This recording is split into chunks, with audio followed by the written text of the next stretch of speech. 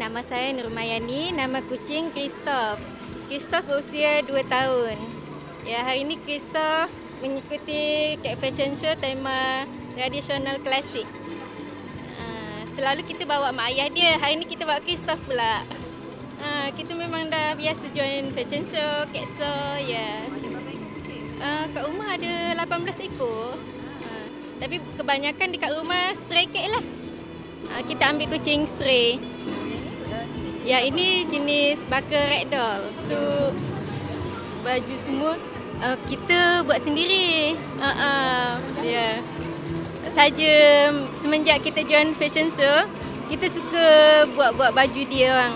Tak, kalau beli kadang sama ataupun color tak kena dengan tema yang kita nak. Jadi kita buatlah, pergi kedai kain, dah tu bawa ukur badan dia buat.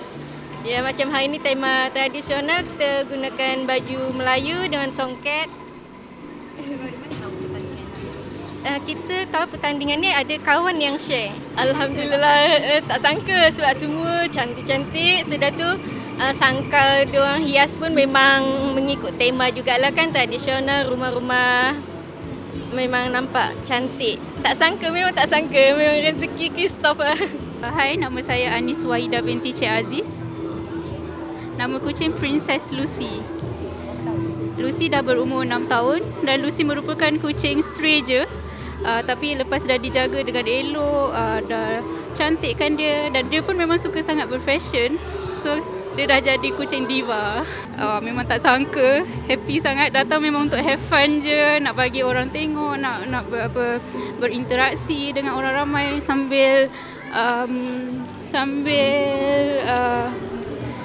panggil educate orang untuk menjaga kucing. Memang have fun hari. Untuk hari ni Lucy ada bawa kereta, dia baru beli kereta untuk hari ni. So kita habis dalam 500 macam tu jugalah. Tapi yang penting tu bukan nak menang sangat pun. Memang nak have fun je, nak jumpa ramai orang, nak educate untuk menjaga lebih kucing lebih baik.